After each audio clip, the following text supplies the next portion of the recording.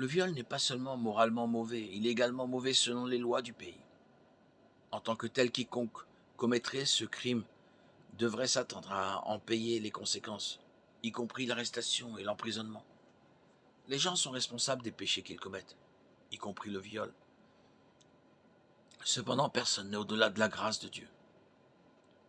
Même ceux qui ont commis les péchés les plus vils peuvent connaître le pardon de Dieu s'ils se repentent et se détournent de leur mauvaise voie. 1 Jean 1,9. Si nous confessons nos péchés, il est fidèle et juste pour nous les pardonner et nous purifier de toute injustice.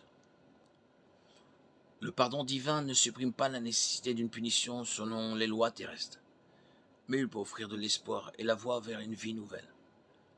Les deux, soit découverts, indiquent la nature consensuelle de l'acte sexuel. La condition selon laquelle ils sont découverts n'a aucun sens dans le cas d'un viol. Ainsi, cette loi couvre un rendez-vous consensuel. Un homme qui séduit une jeune femme couche avec elle et espère ensuite éviter toute responsabilité. C'est contrecarré dans son plan ce que Dieu ordonne au couple. Il leur demande de se marier et de rester mariés.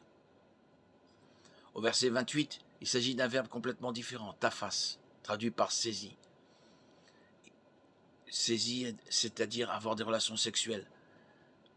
Les différents verbes suggèrent des comportements différents. Dans le Nouveau Testament, le viol n'est pas mentionné directement, mais dans la culture juive de l'époque, le viol aurait été considéré comme une immoralité sexuelle.